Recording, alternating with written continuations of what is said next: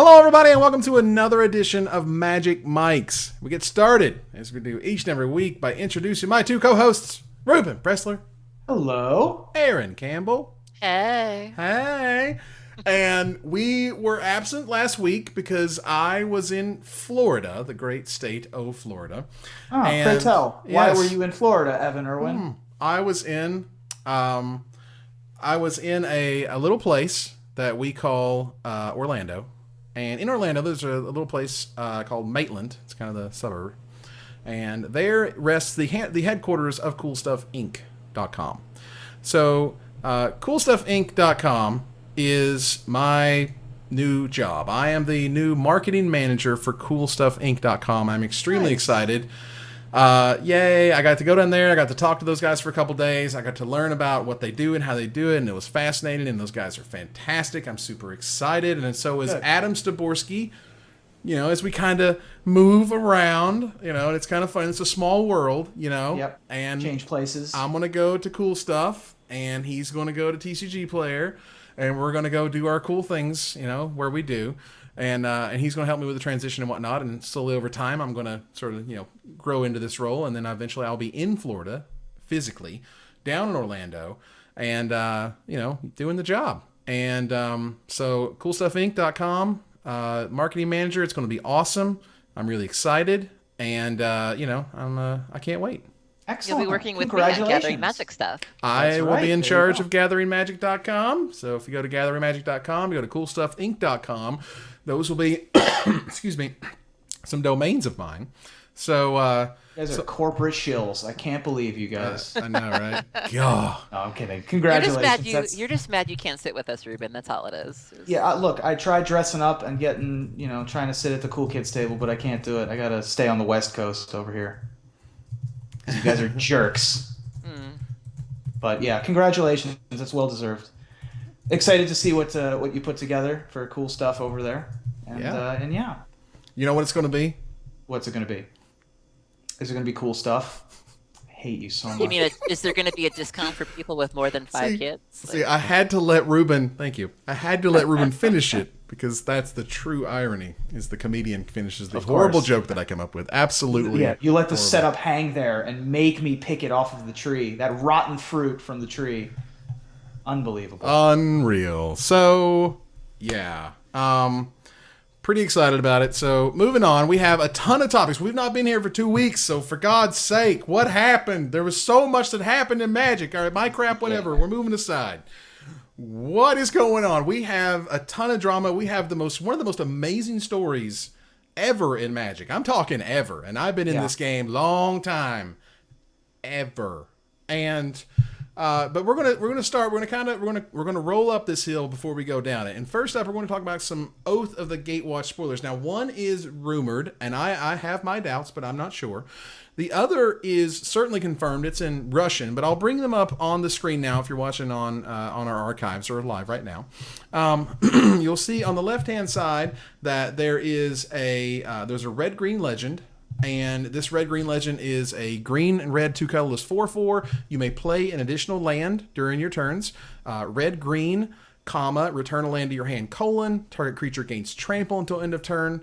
And so this is a spoiled card from a Russian pre-release pack, is what it looks like. And basically, it's the card that every landfall deck wanted. They wanted this 4-drop that they could use, and they could, you know, just like, that just kind of ties the deck together, you know? Yeah. That 4 mana uncommon is just not good enough, where this guy, letting you play additional lands, having that sweet ability to let you pick up lands and put lands back down, so on and so forth, that's powerful stuff. Yeah, this is a supremely powerful card. First of all, it's a 4 mana 4/4, which is plenty good enough. Second of all, allowing you to ramp. You know, any 4 mana card that allows you to put an additional land into play has seen play in Standard. You know, Oracle of Moldiah and Solemn Simulacrum come to mind, particularly in the old school ramp decks that want to go 2/4/6. Sure. And now, without any good mana elves on one, you have a bunch of these 2 mana ramp cards, like the Beast Walker or Ascendant or whatever the haste guy is. Beast Caller, yeah. among the different kind of sort of second tier. We're living in a world where the ramp options are not really very good. Right. But this is a huge payoff for it. Being first of all, just being a 4-mana 4/4 is perfectly fine, and getting to play an extra land. I would play it without the third line of text. Having an activated ability that gives an additional relevant combat ability, trample, to any creature you control is super important. Allows you to send your giant 8/8s over, goblin tokens and stuff like that. So this is a really good card and right up my alley. I'm super excited for it. Aaron, do you have any thoughts on the 4-mana 4/4 legend? Yeah, I'm excited about it. I've been playing Green Red Ramp for about a month now, and Ruben's right. There's just so many. It's just very clunky right now. We don't have Rampant Growth, we don't have Arbor Elf, we don't have Elvish Mystic, and trying to make the deck work with Leaf Gilder, and this is Pilgrimage, Leaf Gilder. and specifically, It's hard times, man. It's rough. Specifically the 4-drop section. It's like you have Explosive Vegetation. I've been kind of putzing around with Crumble to Dust and having various degrees of success, but I would gladly run this over Crumble to Dust, and having this or Vegetation to sort of ramp into, and being able to give something like your Oblivion Sower, which is a really nice 5/7 5/8 creature, but being able to give that trample, being able to give Ulamog trample, where they can just sort of lose 20 cards, and it's a 10/10 trampler. I definitely want 4 of these. I'm really excited about it. It is very, very good. The thing about Explosive Vegetation that's always been weird is that you aren't ramping to 6, you're ramping to 7, right? And we're lucky that we have some good 7s right now, like Dragon Lord Atarka. But usually the 6th slot is where you want to be. It remains to be seen if we're really going to be in an Explosive Vegetation style world where that's what you want. The other problem with Explosive Vegetation is it's the worst top deck imaginable. It's so bad. You very often run out of cards in decks like that. Sometimes you have these clunky hands where you have all mana and no threats, or vice versa. It's sort of like a combo deck in that way, and this allows you to not only have a pseudo mana ramp with a pseudo threat. It's sort of like both at the same time. And so I really like this card a lot, and I'm excited to see what else is in the set. Obviously, they released this one second or third as the spoiler for a reason. But I think that this is even if they don't spoil any other super good red-green cards, red-green ramp gets better solely from this card alone. I also like that it gives you a way to apply pressure. One of the complaints that I had from the first version that I played, which was Gabby Spartz's list from the Super Series, was I kind of just felt like I was doing nothing.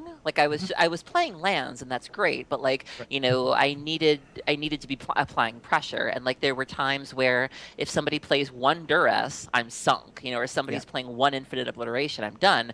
But being able to do something other than just play land, I realize that that's what a ramp deck is supposed to do. But even the decks before, it's you had things like Borderland Ranger, you had things like other cards like that where you still felt like you were doing more than just that, and this card gives you a chance to at least throw some damage in there, and that's a good thing. And I think Wizards made 6 matter because Primeval Titan. There was Cultivate into Primeval Titan. That was a big deal.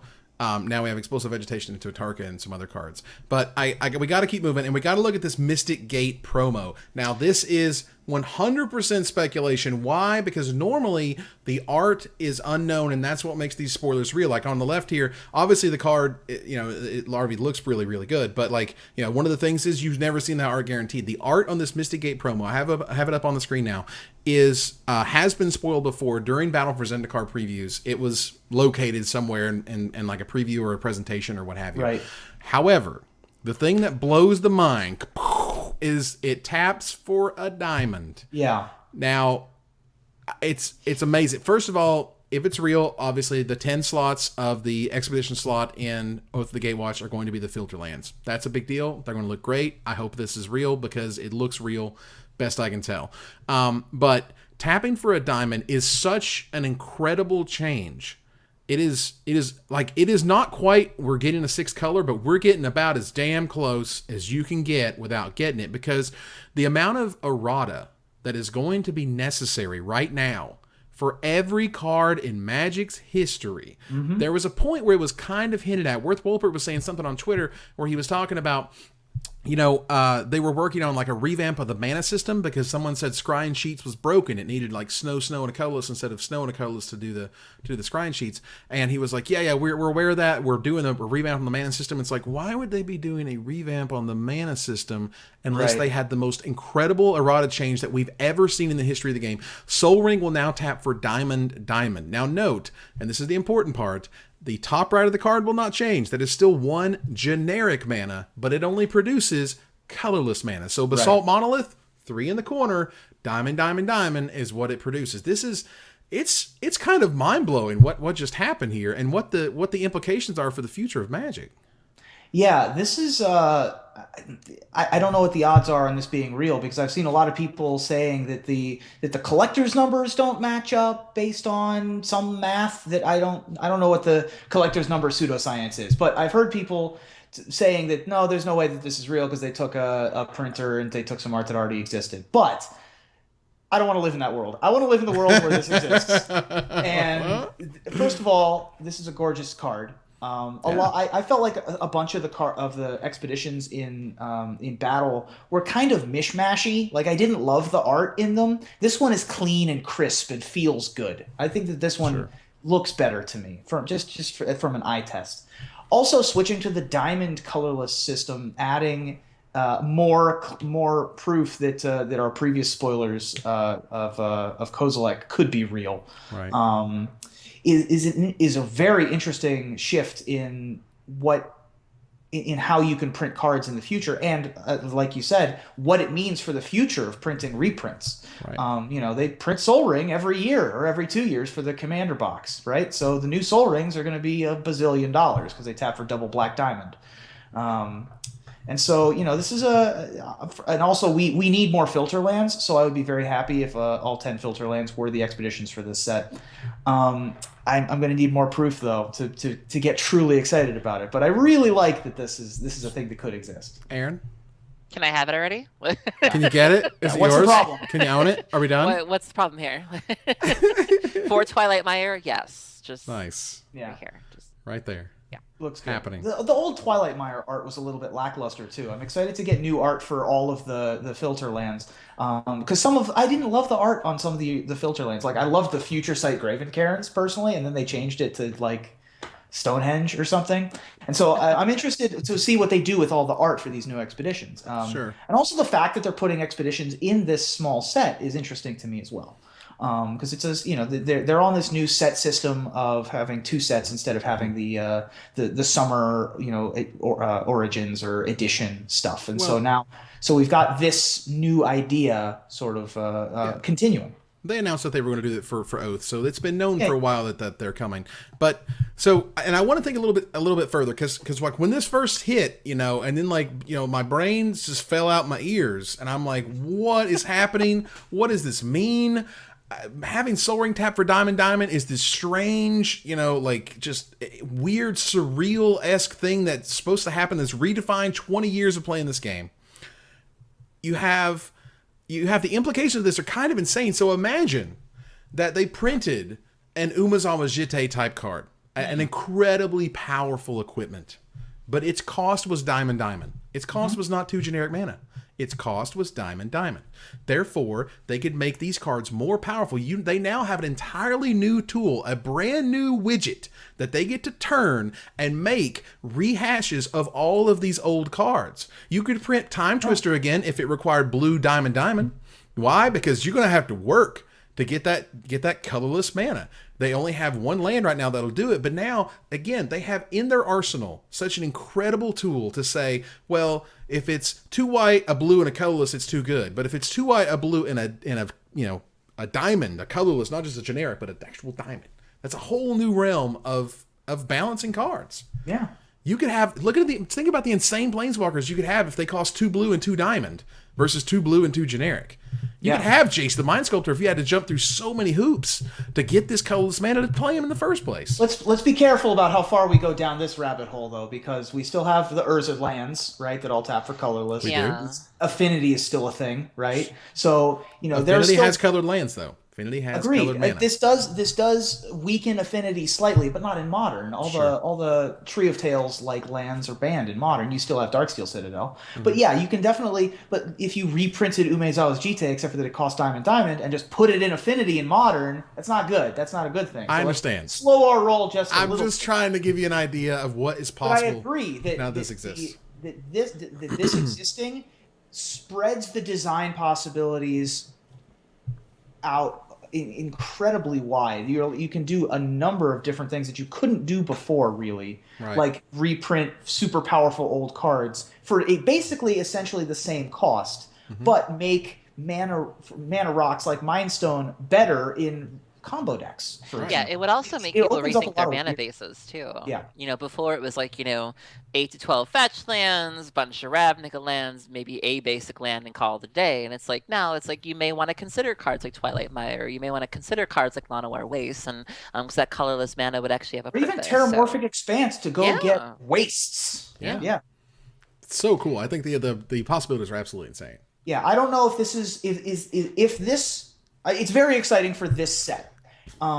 If it goes beyond this set, that's even more exciting for me. I'm more interested to see what the next set has to say about the Diamond mana system. Because because it's debuting here, right? We're in the land block. We're in Zendikar. We expect weird land stuff to happen. Right. But if we go to Shadows over Innistrad and there's a land that taps for, if they reprint Vault of the Archangel and it taps for a diamond, that's way bigger news to me. Well, that to me is the great errata that will happen on thousands and thousands of these cards. It'll be absolutely insane. Because again, I just to see it, it's going to be so odd for a while. But to me, I just think the designers are just high-fiving. They have a whole new way of making the same effects or making the different effects kind of merge together as they do, year in and year out. But now they have a totally different way of doing it. You know what I want to see now? You said the Great Errata. I want someone to alter the Great Aurora and have it called the Great Errata and have that green be like the colorless. Like I'd be here for that. Like the little diamonds falling. Someone needs to make that happen. That's pretty good. I like it. Mishra's Photoshop. Get on that. Yes. Yes. All right. So we have a new black-white legend because for God's sakes, these things don't stop. Ailey is what many people have said is the name of this thing. AYLI or something. Sure. But regardless, it's 4 letters, ends with LI, it looks like. It's something Eternal Pilgrim. Black, white, 2/3, Death Touch, Legendary Core Cleric, 1 generic mana, sacrifice another creature, you gain life equal to the sacrificed creature's toughness. 1 generic mana, black, white, sacrifice another creature, exile target non-land permanent, activate this ability only if you have at least 10 more life than your starting life total. So I think a lot of people, what I've seen the most from is that those who play casually, those who play Commander, they love this card. They think it's great. They finally have another Legendary Cleric for their Legendary Clerics deck, and I think that's awesome. Some people are talking about this in Standard, a 2 mana, 2/3 Death Touch with a sweet ability. Yeah, is a card that's really cool. Yeah. I don't think the third ability has anything to do with Standard. I think there's absolutely no way. But I think the fact that the first ability is pretty sweet and could matter. I would rule it out in something like a rally deck, because those triggers get out of hand. Like especially if you're doing the Zulaport thing and the Husk thing and then the rally thing. I don't think it'd be hard. It's very easy for them to get that much life, and especially they always try to look for ways to get through. Sometimes you don't have a Rogue's Passage or you don't have the CDC thing that bounces. I could see just having that much life and being like, you're not really a factor anymore. I will say though, Commander people, I love them dearly, but Commander people are always the first ones to chime in whenever a leak happens. Like, you'll be looking at this card and like I always think of like the competitive applications where it's like, this would be really good in like a rally deck, and then someone will be like, this will be good in my Aloro Nissa Tesa deck, and I'm just like, can you not? Like they're always the first ones to chime in, and it's like, okay girl, but yeah, I'm excited about this card. Card's cool. You had me at 2 mana, 2/3 Death Touch. You didn't need to. Yeah, I was on board. You didn't have to add anything else, but you added pay a colorless, sacrifice creature, gain life equal to the sacrifice creature's toughness. I mean, Aristocrats has been a thing in Standard off and on for the last 3 years. Whenever you have something with a unique effect like this, it's a super cheap sacrifice effect. It's not free, right? But it's the next best thing. You're gaining a bunch of life. It's a creature that's tough to kill for its cost. It's almost always trading up in combat. You know, it's a good way to keep off like the new 4-mana 4/4 guy, for example. This card's really good. And I wouldn't poo-poo the bottom line. You know, it's a lot like a Planeswalker. When you look at the ultimate, you're like, it's probably not going to come up. But then you play 1 out of every 100 matches, you gain 100 life with the Johnny Mentor of Heroes, and it won you the game, right? I mean, so you know, it's going to happen occasionally. It's certainly something to keep in mind. Yeah. And so, yeah, this card is unbelievably good, I think. I think this card is fan-freaking-tastic. I'd like to ask you guys, so like, I mean, we can definitely keep this brief, but like, you know, I've heard people say that like they're almost kind of bummed out by all of these leaks. Like they feel like it's kind of killing their enthusiasm a little bit for this set. Like, do you guys feel that way, or does this make you hungrier for the new set? I think that I like having a few leaks. I like a few leaks every once in a while. You know, I was a big Rankered Elf fan, for example, way back in the day. The guy who had all the spoilers, you know?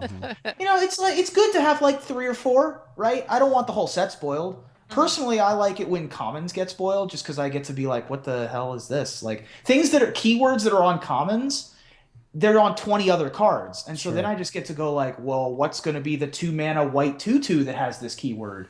And what's the 3-mana red burn spell that has this keyword? Like, I get to sort of imagine in my head and sort of play a little bit of a game in my you know, play the designer myself. Rares, you know, rares and epics legendaries are like, it's like they could mean something and they could not. They could not have no pattern. And this guy, like, there's not going to be anything else like this thing in New Standard, but it's a very cool individual card. The thing I'm most confused about is that this is like the same race of being and looks exactly the same as Nahiri, the white commander planeswalker, and we just haven't heard anything about Nahiri ever again. Pretty sure she's dead. No, I think I could have sworn she was on the win. We print Nahiri as another planeswalker from Marrow, but who knows? Yeah, I mean, don't know. she could be dead, but they can go back in time. They just So had a time travel set. whatever you do, don't say she's Avacyn, because there are a bunch of fruitcakes that have been going off and be like, oh my god, she's Avacyn. She's no. Oh my god. Well, It's like when Avacyn cuts her hair off, like at the end of Tangled. So ultimately, I think it's a super cool. I mean, for me, I love getting these spoilers. I think that they've timed it very well. It's not, and again, did you realize no one actually fessed up as to where those original Kozilek waste pictures came from? They just showed up. You know, these things just happen. Now, some of them I know are actual legitimate. They did something they weren't supposed to. They opened packs they weren't supposed to, whatever. And some of them are just, you know, the marketing department understands that, you know, X weeks out, they want to start the people talking, and Y weeks out, they want to give people this kind of buzz, and you want to build the buzz, you want to build the hype train, and you want to run the hype train all the way home, baby. And that's what I'm talking about. This to me is what these things are doing. I love it. These cards, and particularly, just look at the cards and how they've been spaced. You have Kozilek and Waste. Oh my God. You have Mystic Gate. Oh my God. That's the taps for a diamond. That's crazy. Take a breath, girl. Take a breath. It's a lot. It's a lot. And I'm really excited about it. And I think it's great. And the Wizard does a great job at piecing these things out. And I'm super jazzed. So that's a thing. Fine. We're going to move on to even more juicier topics. Jesus, this week, man, it's just nonstop. It's absolutely nonstop. We picked a bad week. You picked a bad week to There's get enough a new juice job for in everybody. Florida. I tell you what, got a new job, whatever. Infinite cool magic stuff's happening. So Gerard Fabiano was temporarily suspended 6 months. 6 months, and things happened. And no one was there. Wizards doesn't publish why people were banned. There's hearsay on hearsay. And there's a lot of kind of fallout that people are kind of chiming in about how they feel about it, how they think about it. And, one of the ways that this kind of came out was some good old-fashioned Twitter drama. Twitter, if you're not on it, you should get on it, because it seems weird that you'd watch our show but not be on Twitter. Yeah, it is a little weird. It's cool. You should. But why? Because it's like the world's chat room. Everyone's hanging out. They're just saying stuff. Sometimes they interact. Sometimes they don't. And it's totally cool. Sometimes literally. Yeah. And so here we have Brad Nelson, brought it up on the screen now, his tweet. I'm thinking my boys, Boss MTG, which is Tom Ross, and Strong Sad, which is Todd Anderson, are going to have an easier time qualifying for the SCG PC, the Players' Championship, because Gerard was very high up in those rankings, and as a result of this, his suspension, he can't play in the event, so he has been removed from the event. And so you had this kind of weird leaderboard where right after like number 5 or 6 or whatever it was, every person below it had a +1 next to their name in terms of the last change that occurred. And there was that. And then there was lots of talk back and forth, as you can see on this feed that I have, where, Luis Scott Vargas called him rude. And then all of a sudden, they're like, well, this sort of sucks. And he's like, why is it rude? I'm just trying to root him for my friends. And then, it's, well, you're kind of being a prick about it. And he's like, well, I just want to be excited for my friends. And it's kind of this big swirl. And ultimately it's that juicy Twitter drama that a lot of people enjoy. There was a little bit of follow up on the Reddit thread where LSV was like, it's not this huge deal. We talked about it. It's not the end of the world. Yeah. But sometimes people get carried away. But ultimately, Gerard, a very popular, very well-known Magic figure, has done a lot of work. He's a school teacher. He made the anti-bullying video. He's great. He's projected a lot of positive things. As I mentioned, previously, I met him in 2007 when I beat him in the storyteller vote to go to Valencia and go to the Invitational in Essen, Germany, and he was totally cool. First time I ever met him, everything was great, awesome dude. And so it seems weird. There's some people almost piling on at this point. Yeah. So, as to the Brad part of the discussion, and we'll go back to Gerard, actually, like the meat of the argument, which is the actually Gerard getting suspended. Mm-hmm. It seems like this was a mild Twitter beef. It was nothing. There was no real animosity here. It was just LSV decided that it was a bit rude and perhaps too soon of Brad to make that comment. And another funny one that I thought was that Todd responded with, "This seems like something I would say and then have to apologize for later," which is just very accurate and also true. Yeah. Every once in a while this is a weird circumstance, right? Because he's so popular and he's a very smart, likable guy, and he's so popular in the Magic community. Pretty eyes too. And he's a good-looking dude, and non-zero factor, and he's well-spoken, and he cares about the community and all that kind of stuff. And so when someone is liked in the community and they get suspended, there's a much different reaction than when someone is not liked and suspended in the community. If you remember the last time that a bunch of people were well-known and suspended, the Twitter response was basically good riddance, get those jerks out of here, with much less safer word language.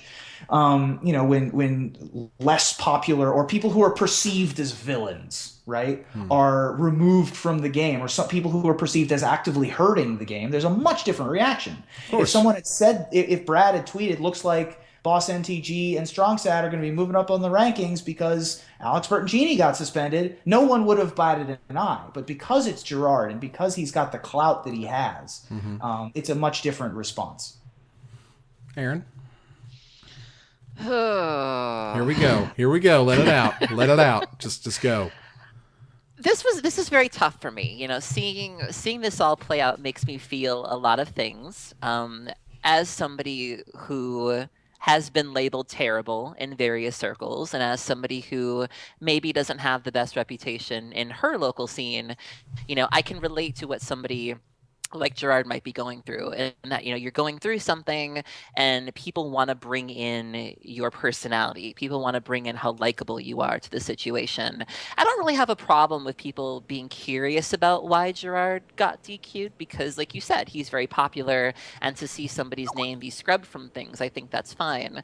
The issue that I have is when people decide to bring in his likability, where you see people sliding into the discussion and saying, oh, well, I played him at GP Tupelo 5 years and this happened, and I just don't think that has any bearing on the discussion. I think if you want to keep it about his professional exploits, and if you want to keep it about the judge call or the DCI, that's fine, but I get really uncomfortable when we start throwing around very subjective terms like nice, good, because to be fair, there are pros in this community that I feel are not nice people, and it's interesting to me how one pro can be sort of sassy and it makes him edgy and cool and daring, but yet this guy does it and he's terrible, and we're glad he's gone and he deserved it. And just the whole discussion about what qualifies as nice just makes me really uncomfortable, and Right. I just don't like it. I don't like the choosing sides. I don't like the stories that suddenly come out, and I would rather just stick to the topic of what he did versus your feelings about it, or what you heard, or what your sister's brother's friend did. I don't like that. Sure. So to briefly recap exactly what happened, here's what I have heard from someone who was at the tournament that the alleged situation happened. So this is as close to firsthand as I'm going to get. I have secondhand, I think. So he was disqualified from an event for an argument with a judge.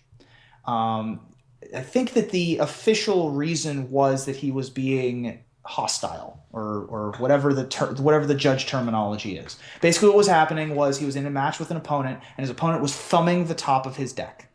And Gerard believed and called over a judge and said, I believe that my opponent is, it could be nothing, but I'm going to check anyway, as you do. When the judges are there, you have the option to use all the tools at your disposal, and you're supposed to call over a judge if you see anything fishy. So he calls over a judge and says, hey, my opponent's thumbing the top of his deck. I believe I looked at his graveyard. There are foils in his deck. I think he's looking for a foil to see whether or not he should crack a fetch land.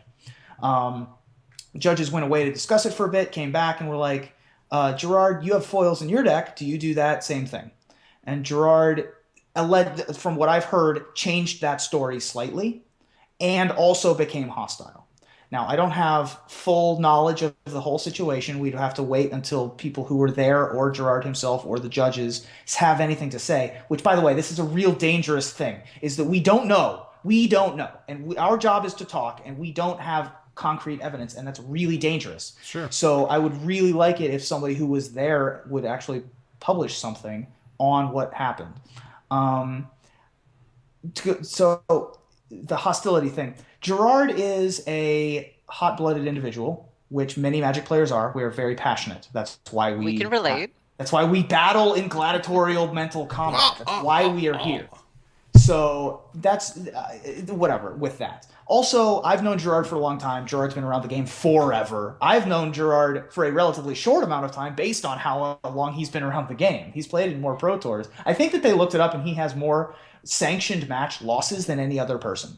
And he's also got like the third most wins. He's like Ty Cobb numbers. Wow. That's fantastic. And a lot of people, most people I would say, they like Gerard. But I will say that Gerard has a reputation for knowing where the line is, right? For you football fans out there, he's James Harrison. He knows where the line is, so he doesn't cross it, right? He knows exactly where it is, and so he sticks in the craw of judges a lot because he knows right where the line is. Right? He certainly has his own history and whatnot. And again, I think that not being there is one thing. There's an old axiom, which is to never meet your heroes. Yeah. And sometimes the people that you think are super nice may not be, and sometimes people think are not super nice may be the coolest people ever. Sure. Gerard has always sort of had this weird interaction with judges. They've always sort of been like shaking fists at each other. And so that's just this coming to a head is what I think. It's definitely interesting. So I wish we had more concrete information is the problem. You know, it's like it's great to talk about, but we aren't talking about anything really. Things like this make me want to start the deck tease again, because this would be a great story. Like there's the part of me that's like, God, to get the expose, to get the scoop. I would love to sit him down and pull an Oprah and be like, so tell me what happened. And then you get like the anonymous account, from like the voice modulation. I was there, and he looked at the judge and said some stuff. The silhouettes. Exactly. We're sitting here with Franz. That's not his real name. I don't think we've heard the end of this story.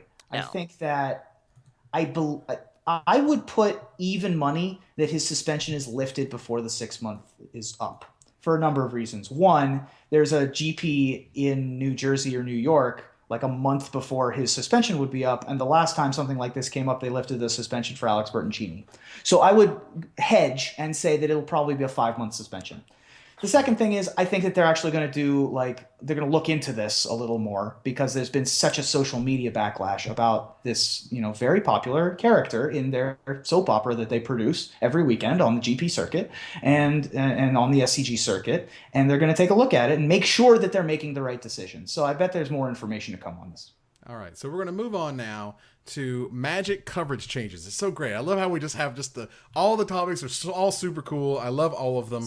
And you were like in peak excitability tonight, Evan. You are just like I'm jazzed. You can't even. Well, you can't. We have so much cool stuff to talk about. I got a sweet new job, got all this great stuff, new mana symbols, and God, what happened to Fiamano? And over here we're talking about Seance and a little bit. The Seance bit, oh my God, it's amazing. Just wait. Literally, Just stick around for that. some of the best. It's some of the best things that's ever happened in Magic. It's unbelievable. All right, let's keep moving. Magic Well, first, tournament let's talk coverage. about some of the worst things that's happened. This Magic coverage. All right. So I don't really understand quite all of it, mainly because none of these things are defined. So let's back up here. Helene Bourgeot published an article on December 8th, Magic Tournament video coverage in 2016. She talks about how that they made some changes to the Pro Tour to align the Pro Tour with the release of the new card sets, with the Pro Tours being named after the most recently released set. That's brilliant. Whoever's idea that was, they get high fives. I hope they got a bonus and a free meal out of it because holy crap, it was a fantastic idea. It also lets you know when the hell things happened. So you don't have to say like Pro Tour Honolulu 2007. You're like, what set was that? What set was? Yeah, I don't know when If that it was Pro Tour Gate Crash or whatever, if it was Pro Tour Guild Pack, you know what you're talking about. Anyway, moving on.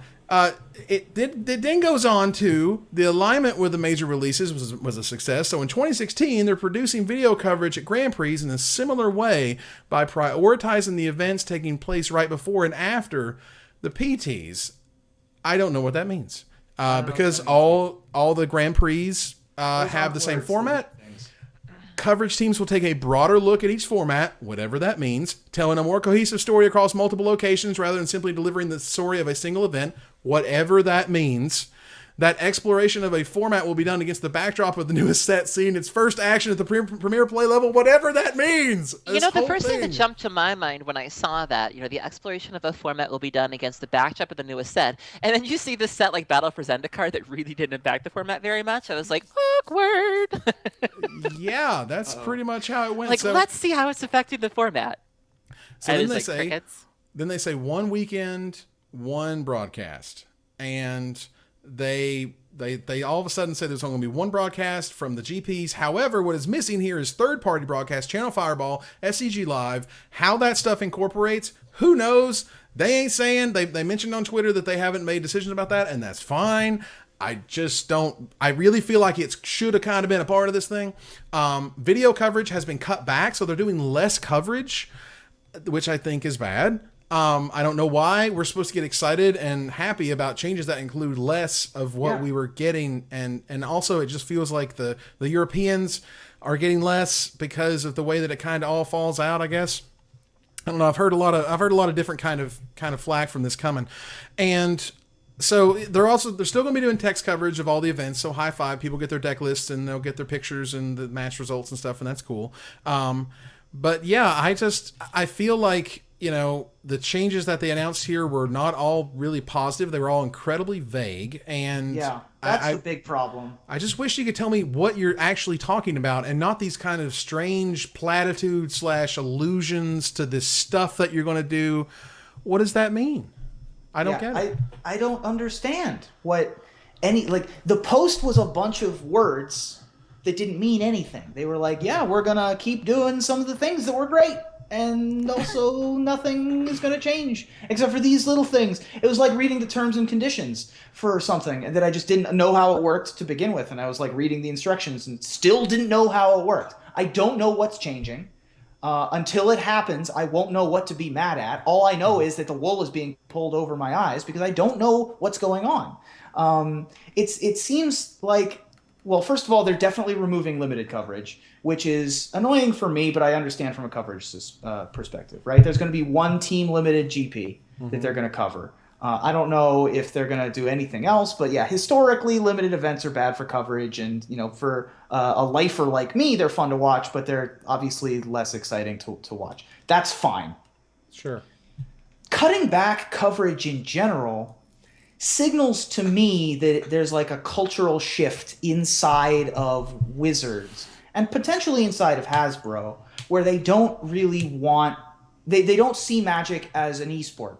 They aren't seeing coverage getting the return they want, whatever that means, and so they're going to cut back on it. That's what this signals to me, and that makes me very worried because, as someone who's done a lot of Magic coverage, and someone who's known primarily as someone who's done Magic coverage, that's super worrisome that they just are going to take a completely different tack on what Magic coverage means. And so that's I need more information. This did not sate my thirst for information.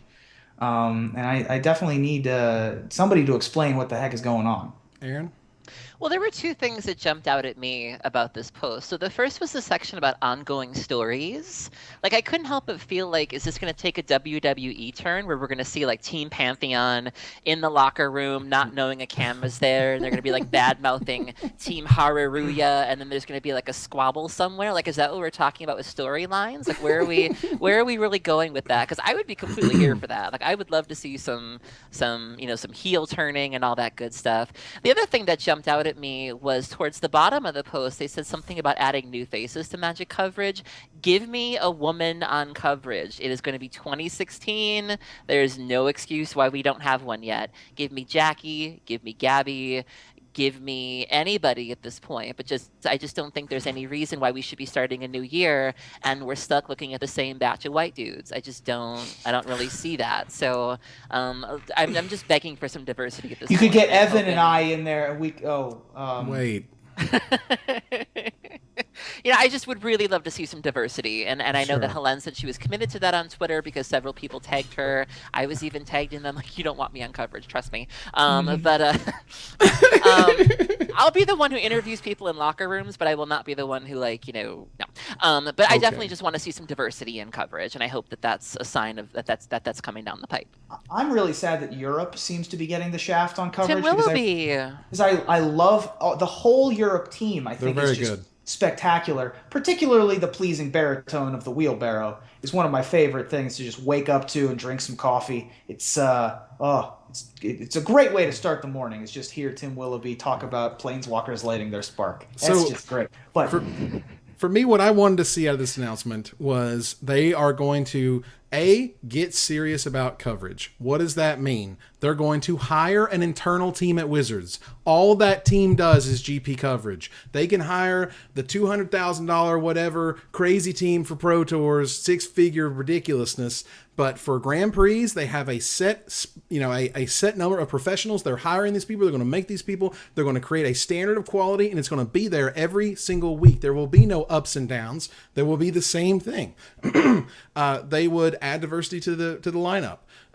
They would start on round one of every Grand Prix. For real. This is ridiculous. Get over it. I don't want to hear this crap about they need to set up. They need to get there earlier is what they need to do. They need to get there early in the morning because it can be done. I'm telling you it can be done because it was done. And you guys need to figure it out. It's not rocket science. I'm serious, guys. All right. So, and lastly, this whole continuing stories thing, perfect. You know why? You should be making vignettes of the top 25 Magic players every single week. You interview them. You catch up on their story. If they have something cool to add, you put it in the vignette for that week. If they don't have something cool to add, you're still interviewing them. You still have that stuff in the can if you want to look at it later. You add them into the following vignette. Every weekend, you're able to play 2 or 3 of these vignettes over and over again, talking about this person's story, that person's story. It's about the people. Figure it out. The cards are not what you're trying to push here. Yet Hasbro is just like, well, we're selling this product. We're not selling these people. No, you are absolutely selling these people. You are selling dreams. Figure it out. This is ridiculous. Giving us less coverage that doesn't even define what happens with third parties, that is completely full of illusions and platitudes that I don't even understand. You haven't defined anything. Yeah. Guys. We've also, this is a discussion that Evan and I have had a lot, which is they're sort of talking out of two different sides of their mouths. They're like, well, we're selling the cards, we're not selling the players, but we're not going to start until round 3 of coverage because the good players aren't playing because they have buys. That's like, you can't say both of those things. Those are not things you can say both of. Right. When I was doing coverage running at Star City Games, or what Nick Miller does right now, I managed to cover 3 deck techs a day, 6 on a weekend, or do a couple interviews and pick feature matches and do all this other stuff. And I was one person. They have like 4 people at all these GPs, and it's a slightly bigger tournament. But there's no reason why they can't give the same level of work to those 4 people, maybe 3, maybe 2. I don't know how many people you want to hire next year, since you seem to be downsizing, I guess. But it's not that hard to figure it out. There is a math equation here that you can figure out to make a lot of good coverage, live and taped and edited, that you can mix in with the live coverage. It's all possible, and it just seems they're disinterested in improving in any facet. And that also goes to what you were talking about not expanding in terms of diversity. They just are there's content. is the problem. And the worst thing that you can be in any facet of your life is content. If you're not constantly looking to improve, you're stagnating. And it seems like Magic coverage at best is stagnating. Mhm. Aaron, any final thoughts? No, I completely agree. Especially as a content creator, it's like that's something you always need to be doing is you always need to be, even though your show might be successful, even our show, we still go back and it's like, what could we have done differently? What could we have said differently? Sure. And I think that's really important. And I clued into, when I started the deck tease, it was like one of the reasons the show did so well is because there were people saying, I want to know these people. Like, you were talking about the disconnect between we want to sell cards, but we also want to sell personalities. People want to hear their stories. They don't want to just see, I mean, there are some people that are always going to just want to see deck lists and I don't want to hear anything else from you. But part of the reason that my show did so well is because I let you know who these people were. And you actually had a reason to root for these people. And that's what I tune into coverage for. I want to root for you. I want to care whether you do well or not. And I know that there are a lot of people like me out there, and it would be nice to see the coverage really cater to that. That's why I love the pros that I do. I know about them. I would love to see more of that. All right, so we're going to quickly go through a couple topics because I have to give some serious time to Seance. We got to talk about that. Yeah. But we're going to move really quickly. First thing is that the new GP promo is Stoneforge Mystic, and Stoneforge Mystic is going to be the GP promo the first half of next year. And what does that mean? Does that mean they're going to unban it in Modern? If they unban it in Modern, is it going to be a thing? I'm not sure. I just wanted to kind of touch on it. Real quick thoughts, anybody? Unban it. Weird. Well, definitely, this definitely signals that they're looking at unbanning it at the very least. I think that it makes a lot of sense to unban it. It's not going to take over the format, especially because GTA is banned. Like Stoneforge Mystic Command is everywhere. So Kolaghan's Command is everywhere. There's a lot of safety valves around. I don't think that Stoneforge Mystic into Batterskull is going to be the most powerful thing you can do, and it makes the control decks slightly better, which I think you want in a format where people aren't trying to win on turn 4, which is what they want for Modern. So all positives to unban Stoneforge Mystic. And, hey, give it a shot. Why not? Yeah. And I mean, having a turn 2 Batterskull is nothing when Splinter Twin's going off on turn 4. Like, that's a really cute Batterskull. You have turn 3 Karn. Yeah. No. Exactly. Path to Exile, Lightning Bolt, Abrupt Decay, obviously it's still great even if they ban Batterskull. Like Batterskull seeing play in just sideboards of like blue-white decks. If they ban Batterskull, you still have Sword of Feast and Famine or whatever to go get with your Stoneforge Mystic, which is still fine, but it's not busted. It's not completely broken. Right, it's not completely broken. To me, if they unban Stoneforge Mystic, they ban Batterskull, and everything's fine, nothing breaks, it's cool. It's a cool addition to the format. So last thing I want to touch on, I'm going to be a part of the MTGO Streamer Showdown tomorrow, 9 p.m. Eastern Standard, 6 p.m. Pacific, twitch.tv/Evan Irwin. You guys can come out, hang out with me, and watch me draft BFC. What's the format? Battle for Zendikar. All right. So we're going to move on to Going Infinite because, oh my God, it's here. I'm so ready. Here. Ruben, I need you to set this up, and I need you to let it take flight. I need you to go. Okay.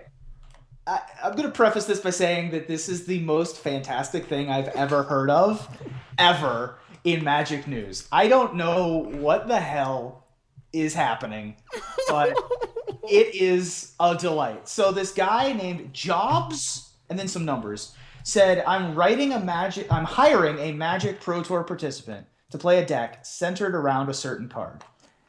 And the card is Seance.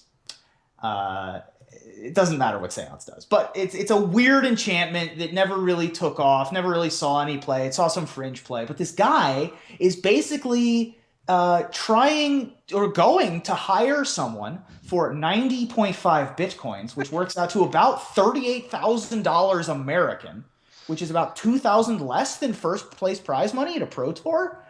He's going to pay a person who's currently qualified for the next Pro Tour, which is Modern, to play a Seance deck. But it gets better.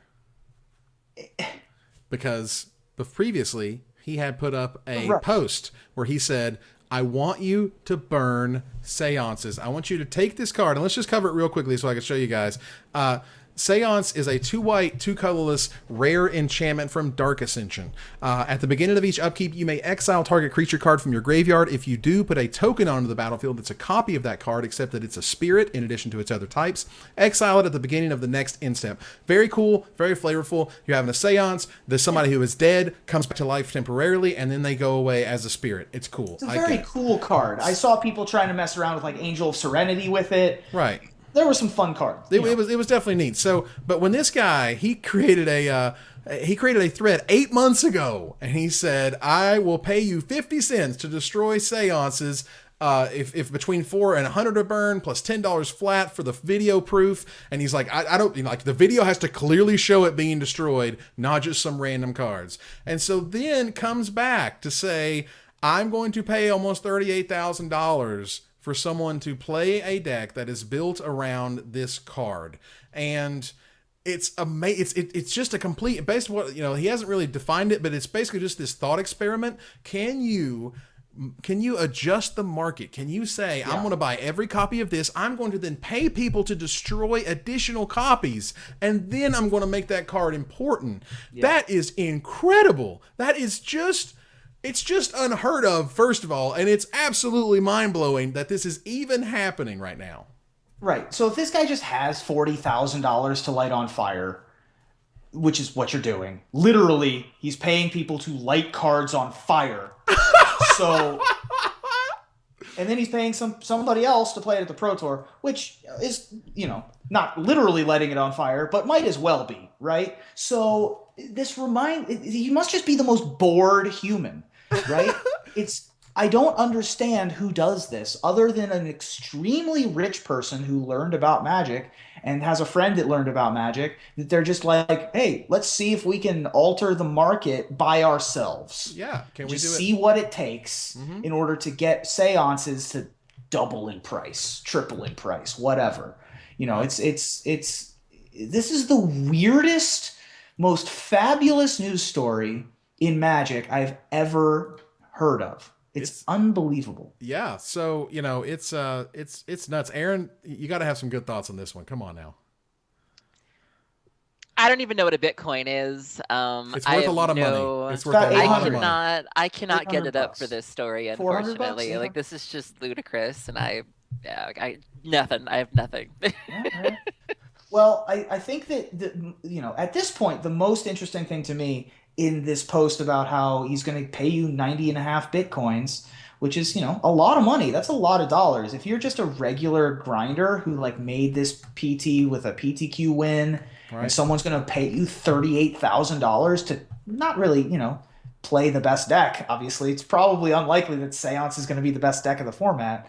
It's just that, but you can guarantee yourself 95% of first place prize money just by playing this card in your deck.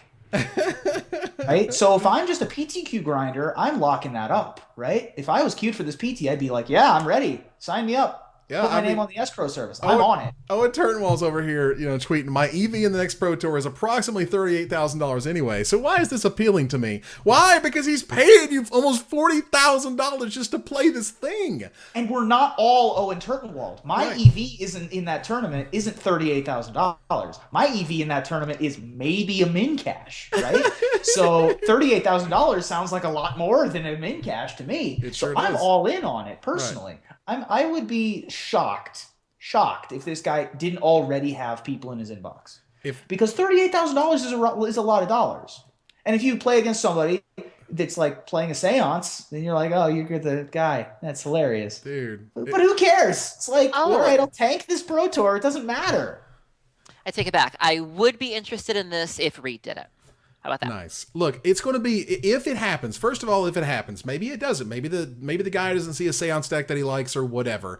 But if it happens, it will absolutely be a microcosm story that will just keep giving. It will be insane as to who picked it, or who's playing it, why they chose that person, how that interaction went, how the deck is doing. Obviously, you think they're not going to cover this thing all weekend. If Wizards don't, you're screwing it up, because this is one of the coolest, most weird stories. There's no craziness. There's no betting involved. It's just, I want want you to play this deck a lot. I will pay you to play this deck for me, basically in my stead as a person. I want to make this card interesting. Now, there's the financial half of this guy bought 1 million copies of it, and if he can move the needle, what does that mean? And there's the other half of like, this guy paid thousands of dollars to have people destroy them, and then His money, pay tens of thousands to have people play it. If you're super rich, money is not a thing. It doesn't matter. Like it's just like a $1 bill is a foreign object to you. You've never seen or heard of Walmart, right? Like if you're just super rich, you've just lived in this bubble your whole life. And so now this guy just has $40,000 and he wants to just, screw around with it. He wants to entertain. Let's see what we can do. Oh right? my God, does it entertain? And it's super entertaining. And I would read this guy's article. Right? When this whole experiment is done, if it actually happens, this is going to be amazing. It's amazing. I love it. I hope he writes a book. In the pursuit of knowledge, yes. This is just fascinating to me. If there's nothing, chicanerous going on, right. If there's nothing fishy, then if there's something fishy, then I don't care for it anymore. But there's no proof to suggest that anything hinky is happening. So I'm all for it. It's only happening on Reddit, so it must be true. It must be true. It must be true. I'm sure. Girl. But again, if it's true, it's fascinating. If it's not, I mean, again, 8 months later, out of the blue, same dude is like, I want you to do this thing, and I know it's crazy. If nothing else, he's really sticking to this joke. But play this card and call me. If it's a joke, it's both funny and well executed. But I actually don't think it's a joke. I think this guy's for real, and he's just like trying to have just like entertain himself. I think it is entertainment on a level that we are not prepared to experience. I agree. You need to get out more. That's all I have to say. Wow. Hey, wow. If you think there's better ways to spend $40,000, I can think of plenty of ways to spending $40,000. I think you can write him. His contact information is on the Reddit post. Yep. You can send him some notes on how to better spend $40,000 with or without seances. It's unbelievable that this is happening. I can't believe that we have this seance payoff thing. I just can't, I'm just trying to put myself in a mind space where like I want to either do this weird market manipulation or I want to like create this weird buzz and storm and like this firestorm of controversy as to, can I pay someone to play this thing? I see pros over here going like, I do it for like 35, I do it for 30. It's like, well, where does your EV lie? At which point do you just like, I don't care. I'll play with a stupid crap rare. Can't stop me. Just give me 30 grand. Let's do it. Just in case you were wondering, Star City Games is sold out of seances at 79 cents a piece. Wow. Just in case you were curious. That's insane. Yeah, so, it's amazing. Yeah, so that's unbelievable. I don't know. Aaron, come back, Aaron. Come back to us. It's been a hell of an episode, I tell you what. I want more of this guy. Oh. I want as much, I want him to play with matches. That's what I want. Oh, my God. It's going to be, will you take $5,000 to wear, a clown suit to a pro tour or something ridiculous? Because why not? We just get to see this guy. It's a spectacle thing, right? Yeah. Like you can't do this with many other games. Like you can't slip in weird letters in Scrabble. You can't, slip an 11 of clubs into the deck in the World Series of Poker. But you can sort of do something like that in this. Channel Fireball. This is close enough. Also sold out. Channel Fireball also sold out? Perfect. Yes, absolutely perfect. So it's terrific. I love it, and I can't wait to see what happens next. I can't. It's one of those things you're just like, really? And then you read about it and you're like, this has to be the most elaborate prank. God, it's insane. Yeah, I would think it's a prank until I see, X random almost silver level pro who's just like, yep, here's my deck for this tournament. Yeah, here it is. There, and like, I can just see BDM just introducing it to the Pro Tour, putting it up on the wall. All right, the Seance deck. Let's hear it. Okay, can we move on, please? Like, legitimately? Like, this is so dumb. I love it. All right, we're going to move on to the finisher. Fantastic, fantastic stuff. All right, so this week, writers Caleb Durward and Matt Sperling wrote a pair of editorials expressing their opinions on to ban top or to not ban top. Quick aside, has perfect voting amounts for both articles on MTG subreddit. I love that so much. They're like 1406. Literally 1406 and 1406. They don't get disparaged. If one gets higher, the other one gets higher. It's absolutely amazing. That's right. All right. So the discussion shot to the top of the Reddit of subreddit last week, thanks to the WWF-style storyline pitting the two writers against each other. So what's the next classic wrestling-esque storyline that will happen in Magic next week, Aaron? Oh, sweet. Reed, the People's Champion Duke, will finally turn heel during the next Team GP, cracking chairs over the backs of his fellow Peach Gardeners to become the Hollywood Duke. I love it. The heel Here. turn is perfect. Completely here for it. What a way to get me back. Yeah, from Superman to Bizarro. It was a formative moment of my young childhood when Hollywood Hogan turned heel. That was a moment in my life. So I'm excited for when the German juggernaut Kai Bude will put his undefeated streak on the line against the current world champion Seth the Manimal Manfield in the most anticipated match of the year, Magic Mania 35. It's gonna be unstoppable. All right, so I got Team Japan looking to sweep the legs out from underneath Team Yankee because there is no fear in that dojo. Yeah. Zero. Just no crane fear. kick. Just sweep the leg, and it's like, you want me to sideboard what? Sweep the leg. Okay, I'll bring in these cards. It's okay. You know, it's gonna be great. All right, so that ends another episode of Magic Mike's. I want to thank you guys for joining us to discuss all things Magic. Thank you, Ruben Bressler. Thank you. Thank you, Aaron Campbell. Thank you. All right. So we're going to move on to our final slide here as we do. Thank you guys for watching. I hope you support us at patreon.com/magicmikes. Visit our website at magicmikespodcast.com. That exists thanks to our Patreon supporters. Or follow, like, tweet, favorite, share, and do everything that tells people that we exist. Catch us online at twitch.tv/magicmikes, on Twitter at magicmikescast, on Reddit at reddit.com/r/magicmikes, and on Facebook at facebook.com/magicmikes. Talk to us privately at magicmikespodcast@gmail.com. Follow the audio-only podcast at magicmikespodcast.libsyn.com, or find us on iTunes, or join us here next week, same time, same place, for another episode of Magic Mikes. Good night, everybody.